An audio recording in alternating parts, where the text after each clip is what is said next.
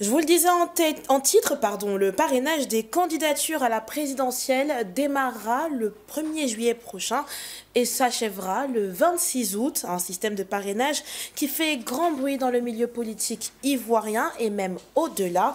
Les dernières dispositions, notamment en matière de digitalisation de la procédure, n'en finissent pas non plus de faire parler. Alors justement, pour en parler ce soir, nous sommes en compagnie de Mefoua Traoré, commissaire central à la CEI, ainsi que notre chroniqueur politique, Serge Kofi. Bonsoir, messieurs. Bonsoir, Ashley. Monsieur Traoré, est-ce que vous pouvez nous expliquer en quoi consiste concrètement le parrainage citoyen? Merci, madame. Le parrainage citoyen, ça fait partie, comme je l'ai déjà dit en d'autres lieux, ça fait partie de notre arsenal juridique ivoirien au niveau du code électoral. C'est une opération qui consiste pour un candidat d'avoir donc la signature des électeurs pour soutenir sa candidature à l'élection du président de la République. Et cette opération est indiquée dans le code électoral en son article 51 qui indique bien que tout candidat doit aller dans 17 régions de la Côte d'Ivoire et districts autonomes, Yamoussoukro et Abidjan, à l'effet de cueillir 1% de l'électorat local dans chacune de ces 17 régions et districts autonomes, Yamoussoukro et Abidjan. Voilà ce que nous appelons parrainage. On dit citoyen parce que ça repose essentiellement sur les électeurs. Parce que dans d'autres pays, c'est le parrainage des élus, c'est-à-dire les députés ou encore les conseillers municipaux qui peuvent parrainer. Mais chez nous, le parrainage est citoyen parce que c'est l'électeur qui est mis au centre donc, de la décision. Voilà. Alors, M. Traoré, c'est quoi l'objectif de l'introduction de ce système dans le code électoral ivoirien? Ce qu'il faut d'abord savoir, c'est que l'on a l'impression que c'est maintenant que le parrainage rentre dans notre pratique électorale. En réalité, c'est je peux dire, une vieille pratique. Seulement, c'était sorti donc, de notre escarcelle juridique et c'est revenu en 2020. Alors, donc, dans nos recherches, on nous aurait dit que dans les années 70, ça existait, mais ce qui est factuel et ce qui est prouvé, c'est que dans le code électoral de 1994, c'est la première fois qu'il a été instauré, en tout cas le parrainage.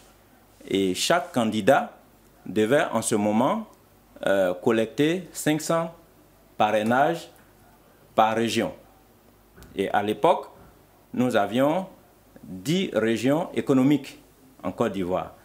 Donc les candidats devaient déjà trouver les 500 et ensuite aller déposer leur dossier avec ces listes de parrains pour conforter donc leur décision d'être candidat.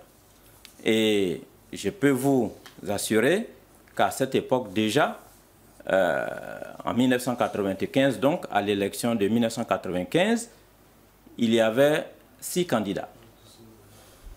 Sur les 6 candidats, il y a 4 qui n'ont pas pu avoir l'ensemble des parrains et donc ils ont été éliminés. Il s'agit essentiellement de Amadou Koné, il s'agit aussi de Zadi Fulbert, il s'agit de M. Kwasi Fulbert, excusez-moi, Kwasi Fulbert, mais aussi ceux qui ont pu passer entre les mailles, donc qui ont pu cueillir justement ces parrains, c'est feu le président Henri Konan Bédié et feu le président Francis Vaudier, qui ont été tous deux candidats en 1995. Voilà un peu l'histoire. Alors donc, depuis 2000, avec le coup d'État, le code électoral a été changé et donc le système de parrainage est sorti donc des élections et c'est seulement en 2020 que c'est revenu. En 2020, nous avons mis en œuvre donc l'opération de parrainage et cette année, comme la loi l'indique, nous allons encore, et nous le faisons déjà, nous allons encore donc mettre en œuvre cette opération. Alors, le parrainage tel que conçu en 2020, vous l'avez évoqué. Aujourd'hui, le système actuel, quelles sont les innovations qui ont été apportées? Oui, les innovations que nous avons apportées, c'est essentiellement l'introduction, j'allais dire, de l'identification ou de l'authentification biométrique des parrains. Et cela vient conforter donc la commission électorale indépendante dans la bonne conduite de cette opération par les différents collecteurs des candidats. Alors, il s'agit de quoi? Il s'agit tout simplement de l'utilisation d'un terminal mobile avec une puce SIM qui sera connectée et qui permettra dans un premier temps d'identifier l'électeur à partir donc de son numéro de carte d'électeur et cette information lui permettra par la suite, si l'électeur est sur la liste, alors il va pouvoir faire l'identification, sinon l'authentification biométrique de cet électeur-là et valider donc son parrainage. Alors c'est fait pour permettre à l'ensemble des collecteurs de le faire avec beaucoup plus de facilité. Et puis nous assurer qu'effectivement les électeurs sont effectivement rencontrés par les collecteurs et puis authentifier leur signature. Parce que une chose est d'avoir des signatures, mais une chose est d'être sûr que M. Traoré a donné sa signature, que c'est effectivement M. Traoré qui l'a donnée. Voilà un peu une des raisons qui nous ont emmenés à utiliser cette année, à introduire cette année donc la biométrie qui nous permettra en tout cas d'évoluer assez rapidement. Alors, M. Traoré, j'aimerais bien revenir sur un point. Oui. Vous avez évoqué 17 régions. La Côte d'Ivoire en compte 31. Oui. Alors, pourquoi précisément 1% de l'électorat par région et pourquoi pas toutes les régions? Non, c'est la loi qui le dit. La loi dit en son article 51 que chaque candidat doit produire une liste de parrains dans au moins 50% des régions et districts autonomes avec 1% de l'électorat local de chaque région. Alors, donc, nous avons 31 régions, plus les 2 districts autonomes, ça va faire 33. Les 33 divisés par 2, on dit 50%. Les 33 divisés par 2, nous aurons donc 16,5. Et comme il n'y a pas une demi-région, nous arrondissons au cas supérieur, qui est donc 17. Mais est-ce que ces régions changent au fil des élections ou elles sont fixes? Non, ça dépend de la loi. Si la loi fixe 17, c'est 17 qu'il faut observer. Mais la loi dit bien dans au moins 17 régions. Dans au moins, donc vous pouvez... Au moins 17 régions. Le minimum, c'est 17. Donc ça le maximum, c'est 33. Celui qui peut aller jusqu'à 33 régions, il n'y a pas de souci. Mais pour ce qui est important, pour avoir un parrainage, les parrainages validés, le nombre de régions, le minimum, c'est 17. Alors, comment la CEI s'assure-t-elle que les signatures sont authentiques et non dupliquées? Oui, voilà pourquoi justement il y a l'introduction de la biométrie. Parce que quand c'est seulement la version papier comme cela avait été fait en 2020, nous avons pu vraiment cerner un peu la fraude autour de la signature parce que on demandait un élément extrêmement important qui est le numéro de la carte nationale d'identité qui devait venir conforter donc les mentions recueillis sur l'électeur. Alors, il y a des collecteurs qui n'ont pas pu avoir justement cette information et nous avons compris qu'ils ne sont pas allés à la rencontre effectivement de ces électeurs-là. Alors, donc, cette année, avec la biométrie qui est introduite, c'est pour nous la meilleure façon d'être sûr que ces personnes-là ont été effectivement rencontrées. D'autant plus que on a le faciès qu'on peut utiliser, donc l'image du visage qu'on peut utiliser pour capter donc les informations sur la liste électorale, ou bien tout simplement l'empreinte qu'on peut utiliser pour signifier que effectivement le monsieur que nous avons rencontré, que c'est effectivement lui qui se trouve sur la liste électorale. Et donc l'authentification biométrique nous conforte davantage dans cette procédure de signature qui nous permettra en tout cas d'avoir des listes fiables. D'une manière générale, et là je me tourne vers vous, Serge Kofi, quels sont les griefs autour des parrainages chez les candidats? Oui, généralement ce qu'il faut dire c'est que la plupart des candidats qui protestent ou bien qui se plaignent de ce système de parrainage, ils évoquent une violation du principe du caractère secret du vote parce qu'ils estiment que l'intention de vote de l'électeur est exprimée indirectement à travers le parrainage qu'ils accordent à un candidat. C'est ce qu'il faut retenir. Autre constat aussi qu'il faut faire, c'est que les grands partis traditionnels se sont prononcés très peu sur ce système-là. Curieusement, ce sont les candidats indépendants qui évoquent des griefs contre ce système-là. C'est ce qu'on peut dire.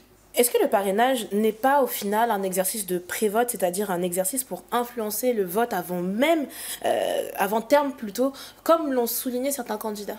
Non, non. Ce qu'il faut comprendre, madame, c'est que accorder sa signature à un candidat à la candidature n'est pas faire l'élection.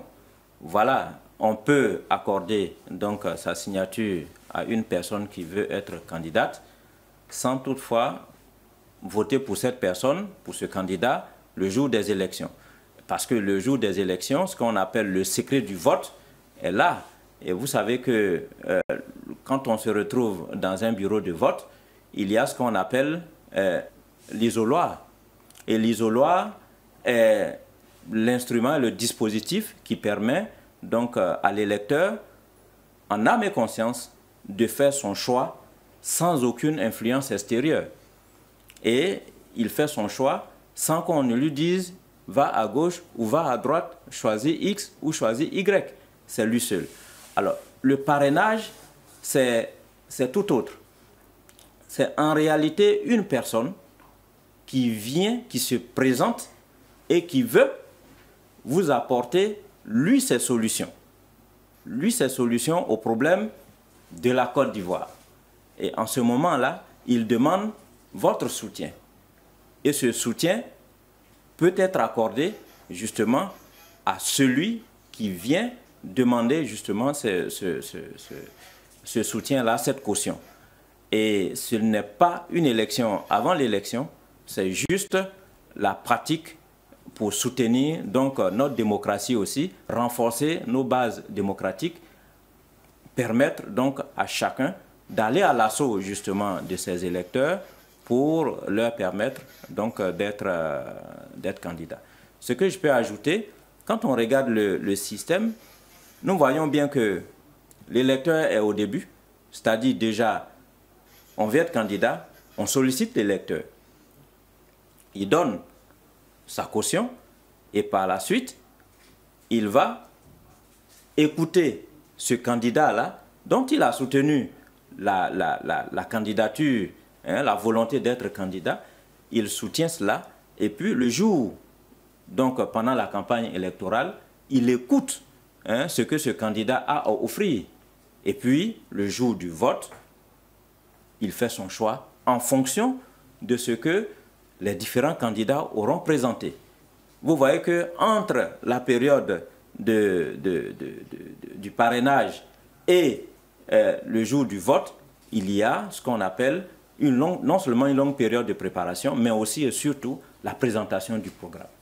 Et ça fait basculer pas mal de choses, beaucoup de choses pour le choix final. Alors, rapidement, qu'est-ce qui est prévu pour régler la question des doublons et des doubles parrainages? Oui, ce qui est prévu pour régler la question des doublons, madame, c'est encore notre système biométrique. Parce que le système biométrique, une fois qu'on a la tablette, parce qu'on commence justement la collecte par la tablette, par le terminal donc. Et le terminal, lorsqu'on a en face un électeur, on lui demande le numéro de sa carte nationale, de sa carte d'électeur. Et c'est ce numéro qui permet d'identifier cet électeur-là parmi les 8 millions d'électeurs qui sont sur la liste électorale. Si la personne n'a pas son numéro de carte d'électeur en tête, on peut utiliser son nom, son prénom et sa date de naissance pour faire la recherche comme on le fait habituellement sur nos différents terminaux. Alors, Monsieur Traoré, je me tourne à nouveau vers vous de façon pratique. Comment va se faire la collecte des parrainages? Oui, c'est ce que j'expliquais tantôt. La collecte des parrainages va se faire à partir donc, des documents, mais aussi des fichiers Excel et du terminal mobile que nous aurons remis au collecteur. Alors donc sur le terrain, l'opération commence par l'identification de l'électeur à partir donc du terminal. Et une fois identifié existant sur la liste électorale, l'électeur est ensuite authentifié biométriquement par le collecteur à partir du terminal et il est ensuite le parrainage est validé biométriquement, j'allais dire électroniquement, oui. Et ces informations sont ensuite transcrites sur la fiche physique que détient le collecteur, en mentionnant bien sûr toutes les informations concernant donc ce parrain-là, et il est demandé au parrain de signer au regard de son nom qui vient d'être transcrit sur la fiche. Et ainsi de suite, pour autant de parrains rencontrés, collectés, il y aura donc cette inscription physique sur le document par donc, le collecteur. Et qu'est-ce qui va être la suite après la collecte des parrainages? Qu'est-ce qui va se passer? Qu'est-ce qui va se faire après? Après la collecte des parrains par les potentiels candidats, ils déposeront donc leur dossier de candidature à la commission électorale indépendante. Et cette commission électorale indépendante qui aura 3 jours pour transmettre l'ensemble des dossiers reçus au Conseil constitutionnel qui va délibérer sur l'éligibilité donc des candidats en contrôlant naturellement l'ensemble des dossiers, mais aussi en vérifiant les différentes listes de parrainage qui sont données à la fois physiques et numériques à travers un mécanisme que le Conseil va mettre en place. Ok, M. Traoré, je veux d'abord poser une question, mais d'abord faire un constat. Nous sommes dans un contexte de radiation de certains candidats importants à cette élection présidentielle, vous le connaissez déjà, je ne vais pas les citer. Et dans un pays comme la Côte d'Ivoire, où généralement les choix politiques sont adossés à l'appartenance politique, pardon, à l'appartenance ethnique et tribale. Est-ce que vous ne pensez pas que les coordonnateurs régionaux, c'est-à-dire des candidats sur le terrain, pourraient avoir quelques difficultés dans la collecte des parrainages? Non, parce qu'ils ne pourraient pas être menacés, je veux dire. Non, non, non. Si en 2020 on l'a fait et il y a eu la collecte des parrainages, cette année c'est la même opération. Et à ce niveau-là, tout l'État, j'allais dire, tout l'appareil sécuritaire est là, disponible pour tout le monde. On ne peut pas fermer un village à un Ivoirien. On ne peut pas fermer une localité à un Ivoirien qui est appelé à circuler et aller donc faire demander la signature pour consolider la volonté de candidature d'une personne. Donc sur cette question-là, il n'y a pas de menace que les électeurs donnent leur parrainage à ceux qu'ils veulent, de faire en sorte que vraiment nous ayons les électeurs, sinon les candidats qu'il faut pour avoir des élections libres, transparentes. C'est ça la liberté et la transparence dans le processus. Personne ne sera astreint à ne pas franchir le seuil d'un village.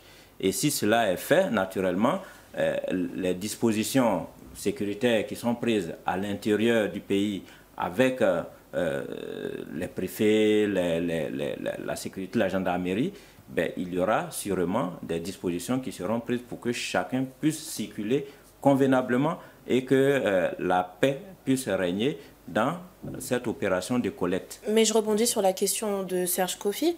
Pour l'instant, ce n'est pas la question de la sécurité, vous ne l'avez pas anticipée.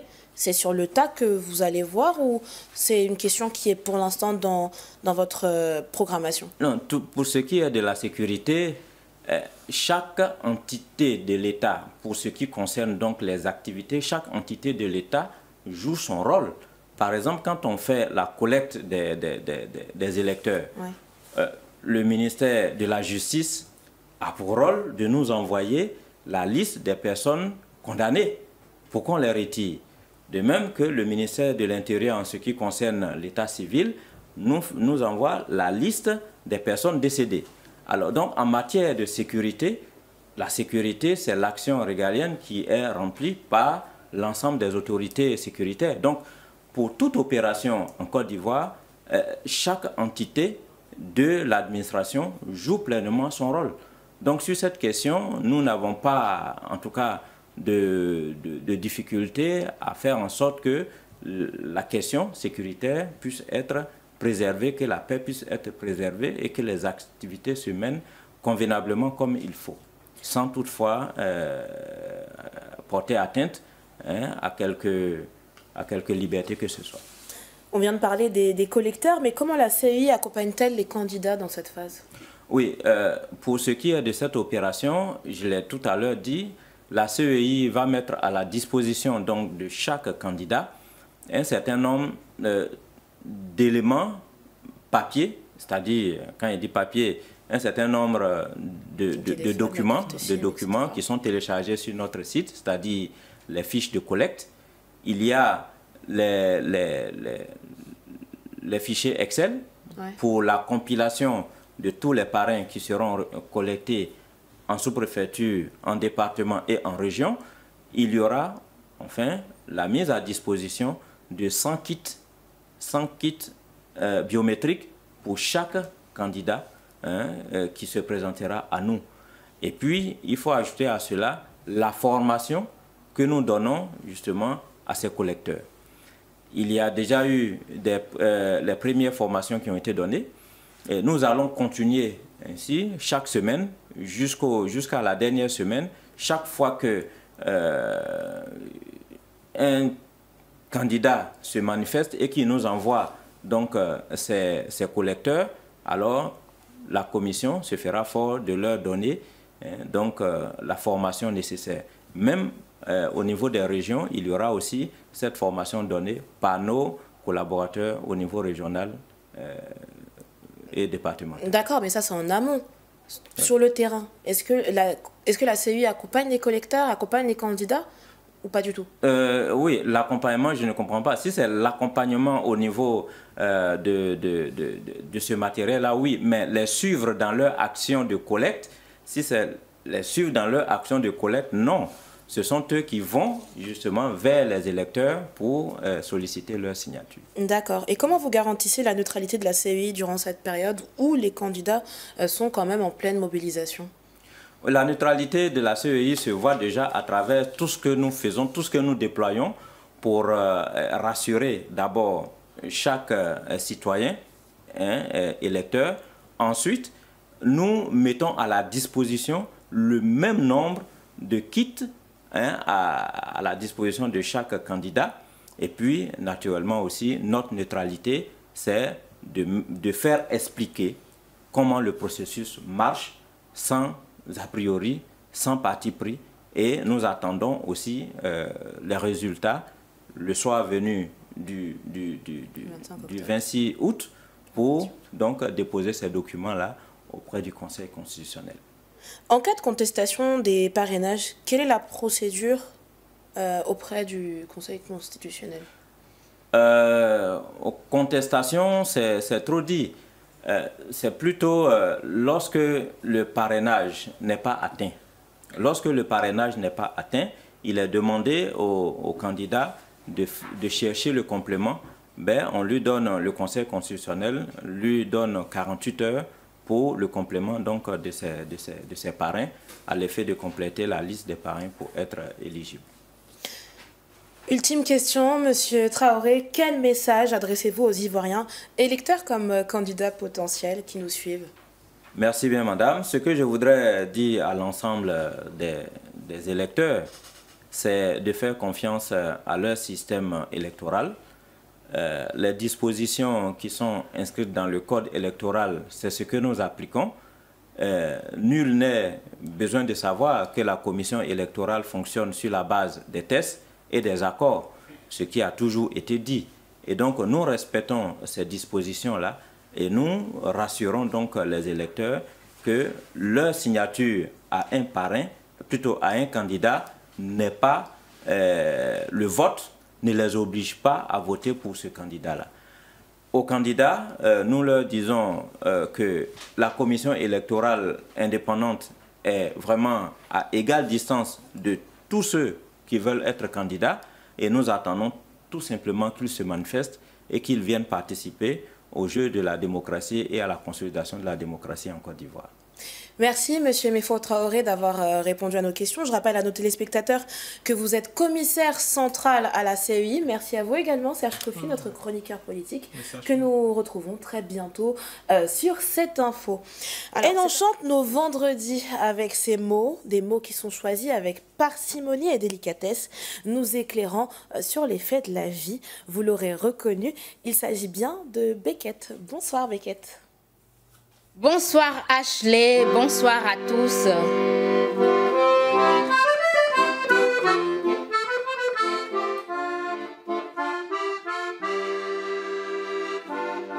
Comme un chapelet, elle égrène le collier qu'il lui a offert lors de leur première soirée et parle de lui tout le temps qu'on a l'impression qu'elle arrose une rose qui a déjà fané.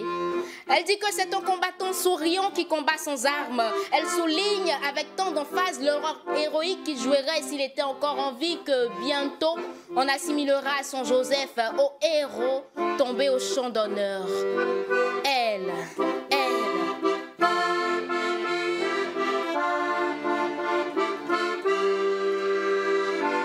C'est une petite femme rondelette et astiquée comme un écu neuf, au visage rond, à la chevelure luisante et aux gestes généreux. Si vous lui parlez de Mahatma Gandhi, elle vous dira que c'est son Joseph. Parlez-lui de Rosa Parks, elle dira si ce n'était pas une femme, j'aurais pensé que c'était mon Joseph. Quand on lui a dit ce qu'a fait Mamoudou Gassama, elle a crié c'est ce qu'aurait fait mon Joseph. Mais à chaque fois qu'elle voulait lui dire qu'il était un homme généreux, qu'il était un homme courageux, qu'il était... Lui, il interrompait sa femme en lui disant ne dis rien. Il nous reste encore du chemin. Quand notre fils sera général dans l'armée, après j'accompagnerai notre fille devant l'hôtel. Tous les deux nous serions vieux et grisonnants. Tu pourras tout me dire. Pour l'instant, ne dis rien. Ne dis rien. Donc elle a apprécié ses gestes, elle a apprécié ses rêves, dans des sourires sincères qui troublaient parfois leur regard, sans pouvoir lui dire qu'il était un homme généreux, sans pouvoir lui dire qu'il était un homme courageux, sans pouvoir lui dire qu'il était un homme qui la rendait heureux, sans pouvoir lui dire qu'il était, jusqu'à ce qu'il meure à 35 ans.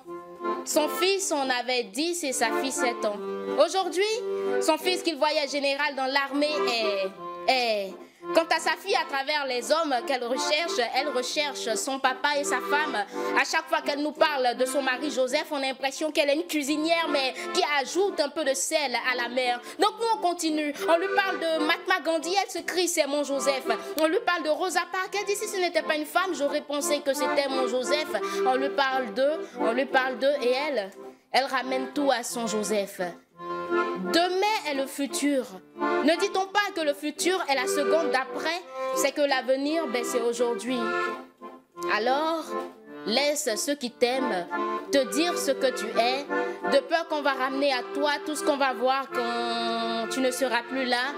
Pitié, laisse ceux qui t'aiment te dire ce que tu es, de peur d'en faire une deuxième Madame Mon Joseph. Je ne sais pas comment vous l'aurez appelé, mais au quartier, nous, On l'appelle Madame Mon-Joseph.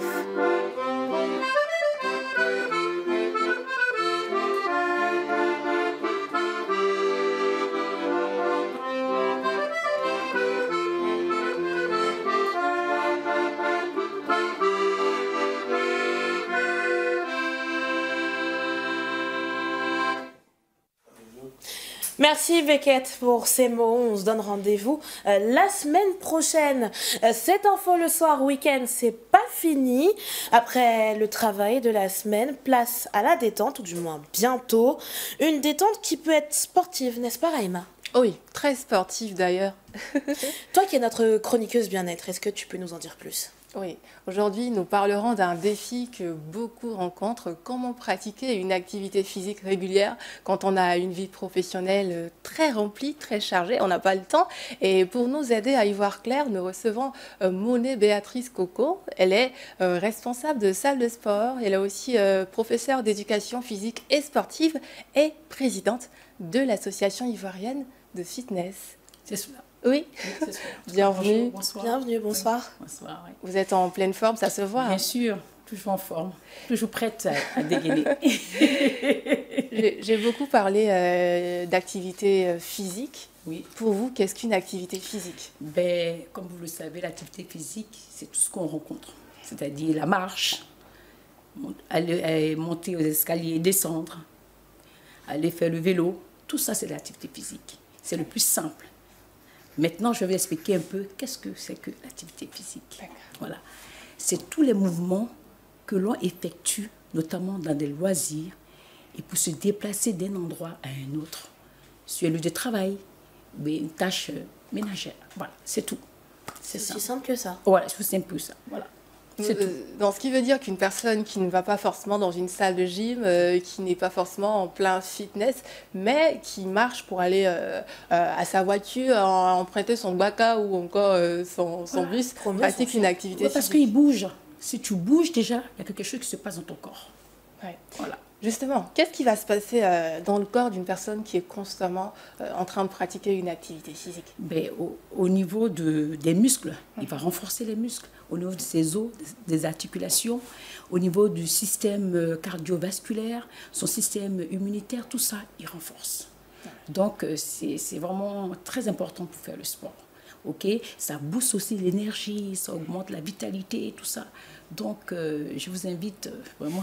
Ashley, est-ce que tu es plutôt... Et alors, je suis inscrite à une salle de sport. J'attendais cette question. Je suis inscrite à une salle de sport. Ah ben c'est bien. Et je marche beaucoup. J'aime marcher. Bon, les conditions s'y prêtent pas nécessairement à Abidjan avec la chaleur, etc. Mais j'essaye de faire l'effort. C'est déjà pas mal. Et toi? Enfin, je me lève le matin, je fais des petits mouvements au réveil. C'est déjà pas mal. Et je marche beaucoup. Même quand je suis couchée, je tends les pieds. Là. Voilà. Est-ce que ça, Ouais. C'est déjà du sport. Comment? Est-ce que ça, c'est du sport, tendre Ben les pieds? oui, c'est-à-dire que déjà, quand tu fais un effort, déjà, c'est du sport. C'est comme vous êtes, je vais dire, dans la cuisine. On épluche les choses. On utilise la main.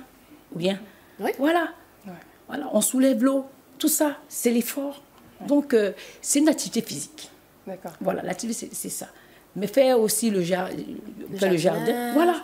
Ouais. Allez, déplier tout ça, c'est faire du sport. Donc, les mêmes avantages pour les personnes qui vont, comme j'ai dit, dans des salles de sport. Bon, c'est différent. D'accord. C'est différent. Oui. Parce que, bon, ça, c'est de bouger, c'est modéré. Maintenant, si tu veux avoir, je vais dire encore plus faire encore plus d'activités d'une intensité, en ce moment-là, bon, vous entrez dans une salle de sport, vous avez des coachs qui vont vous suivre et puis vous allez vraiment avoir des résultats. Mais ça, seulement, l'activité physique, c'est pour vraiment bouger le corps, pour être en pleine forme quand même. Il y a d'un autre côté ces personnes qui sont assises presque toute la journée, peut-être les chauffeurs de taxi et tout. Quel conseil pour ces personnes? Ben, quand ils ont une petite pause, ils se lèvent, ils font un peu des mouvements, d'étirements. Voilà, ils marchent un peu, ils essaient d'élever les jambes, tout ça. Ça fait du bien. Déjà, vraiment, et les petites respirations. Déjà, ça fait du bien. Donc, tout ça, c'est activité physique. Et combien de fois par jour? Combien de minutes? 30 minutes, mais c'est reparti dans la journée. Hein. Par exemple, le matin, je me dis, je fais 20 minutes. Oui. Entre midi et 2, 5 minutes. Voilà. Et puis les autres 5 minutes le soir. Ben, tu as rempli ta journée ou bien. C'est ça. Voilà. C'est 30 minutes reparties dans la journée. Voilà. À côté de ça, il y a ce qu'il ne faut pas faire. Il y a des risques, forcément. Bien sûr, au niveau de, je veux dire, par exemple, de la cuisine. Quand tu épluches peut-être ta banane, tu peux te couper. C'est un accident, c'est une activité physique. Ah voilà. bon? Ah ben oui, parce que tu coupes. C'est un accident. Vous m'avez demandé lié au... Oui, voilà, vrai, donc c'est un accident. Voilà. Vous pouvez avoir peut-être le gaz, vous brûler. Ouais. C'est un accident. Vous voyez, ils peuvent avoir une entorse en marchant. Ouais. En allant au banco. Quand on marche, on peut se faire mal. Tout ça, c'est des accidents qu'on peut rencontrer. Et puis, quand on répète le même mouvement, mais pas dans la bonne posture, ben, tu te fais mal. Donc, vraiment, faites vraiment attention parce qu'il faut peut-être voir un spécialiste quand vous voulez. Mais bon, ça dépend des gens qui n'ont pas le temps. Ouais. Mais si tu n'as pas le temps, mais bouge ton corps. Il faut bouger, faire quelque chose. Mais monter les escaliers, descendre, mais c'est l'activité physique. Il y a des exercices, vous allez nous montrer ce qu'il faut faire, peut-être au bureau, à la maison, quand on n'a pas forcément le temps d'aller dans une salle de gym. Bien sûr, il n'y a pas de souci. D'accord. Il n'y a pas de souci. Allez-y, Ah on ben, vous laisse la place. Et elle a des... Voilà, ce qu'il faut... Bon, déjà, il y a un tapis, je vais passer là. Il y a un tapis que vous pouvez avoir déjà, parce que bon, il y a des gens, ils sont même le sol, ça fait mal. Voilà, il faut avoir au moins un tapis ou une natte, voilà, pour protéger quand même le dos, des trucs comme ça. Et puis, bon, je sais qu'il y a des gens qui n'ont pas des haltères, au lieu d'aller acheter, ils vont dire c'est cher. Oui.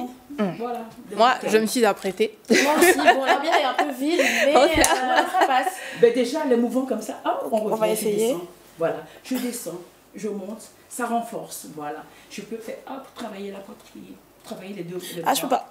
Je peux pas. Moi, je suis les mouvements. Et fermer, c'est les petits mouvements. Raïma est plus courageuse que moi. Là, je vais poser. Aussi, je peux tout de suite, au niveau de ma jambe, dégourdir un peu les jambes qui sont lourdes quand on se lève, voilà, à la maison, voilà, au bureau, on est là. Sur le plateau aussi. Voilà, voilà. Jambes écartées. Moi, j'ai bien envie de descendre là. Ah ben, tu descends. Là, voilà. C'est le week-end. Voilà. On va demander à la réelle si c'est possible, mais... Voilà, je vais dire... C'est possible, tu peux descendre. Oups, bonne nouvelle. Voilà. Bonne nouvelle. Jambes écartées. Voilà. Voilà, on est devant l'ordinateur, on est fatigué, on se lève, on se bon. Voilà, on a fait des petits étirements, voilà, on tire, on souffle, on souffle, et on revient, on souffle de l'autre côté. Je suis avec vous en esprit. Ah ben oui. En esprit seulement. Elle a dit en esprit. Et là-bas, on va le faire. On va tendre, les jambes fléchies, hop, on tend les bras, on relève, tac.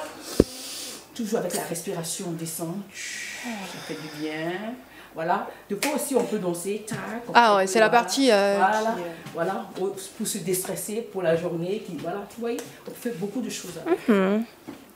Donc, vraiment, ceux qui veulent vraiment se mettre au sport, c'est maintenant. Voilà. Bouger, marcher, monter des escaliers.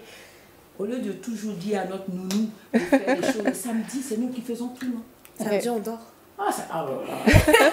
Donc là, on peut le faire même après une réunion, même peut-être, pas forcément en réunion, mais quand on est au service. Voilà. Tu es inspirée. Voilà. Oui. Mais oui. Tu peux le faire. C'est D'accord. partout.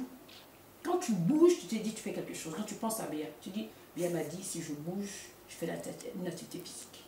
C'est bon, non? Très bon. Oui, très bien. Vous pouvez vous rasseoir juste pour avoir le son. Merci. Merci pour les conseils. La prochaine fois, je penserai à Béa. Oui. Oui. Voilà, donc notre invitée du jour, Béatrice Coco Monet.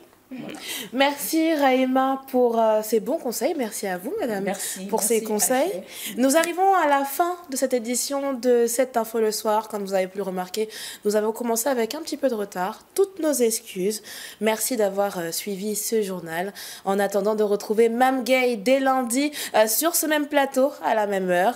L'actualité se poursuit sur Cette Info et sur cetteinfo.ci.